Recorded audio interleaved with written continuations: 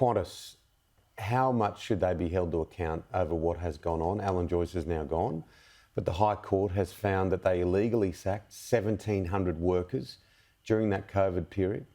The hubris of Alan Joyce and Qantas still leaves me astounded, Tim. The federal court, single judge, found that Qantas had illegally sacked the workers. The full appellant court, the federal court, found they had illegally sacked the workers. And instead of then negotiating a settlement or eating humble pie, they then go to the High Court, which unanimously confirms the earlier court jurisdiction's decision. They're in a world of pain. They've got the ACCC breathing down their neck, seeking $250 million penalty, which seems to me to be extremely excessive, for selling tickets for flights that weren't available.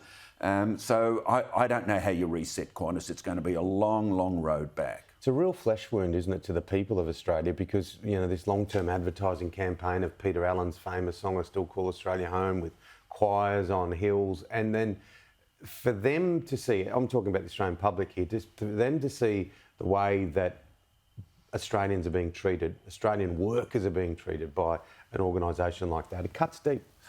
Correct. And I think that tug of the heartstrings is gone, unfortunately. Although, be fair, Tim, in the last decade or two, if you could get a better commercial deal with another airline, even the choirs wouldn't have persuaded you to pay more for Qantas. So they have had to be competitive, but they still had this reservoir of an identity, a brand certainty that stretched over decades that's gone.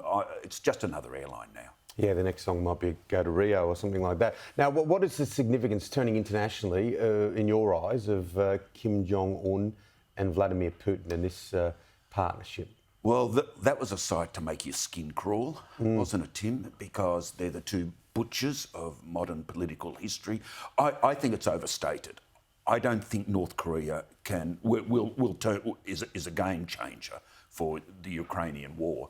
I think North Korea has been already supplying Russia with as much armaments as possible, given that they are a major client of the Russian military. But Kim Jong Un is so paranoid, he will want to retain as much of the military hardware as possible. I think this was a very symbolic meeting, given that what world leader goes to Russia these days, Tim? You've got President Assad of Syria, a butcher, a North Korean leader, butcher, and Xi Jinping of China, who is equivocal about the relationship anyway. So, no, this was theatre. Oh, and the clapping. I mean, just those pictures, it's honestly, if it wasn't real, it'd be laughable. Yeah. That's the truth of the matter of North Korea. But finally, let's lighten the subject. The mighty, mighty Spring Carnival starts today at Royal Randwick. As the chairman of the Australian Turf Club, it's an exciting day. Very much so. The horse flesh, where do you start, Tim? There's about 6 sprinters racing in the race called the Shorts that are auditioning to go into the Everest. Because remember, the Everest is owned by 12 slot holders. Yep. Only about 6 are already filled. So very, very exciting. Great horses, magnificent entertainment. Yeah, it's going to be interesting to see which of those horses will pop up, because if whatever horse wins that, if it's not already, because Marzu obviously is in that race, it's already in the Everest, but we'll have everything covered in Racing Dreams. Good to see you, Peter. Thanks, Tim.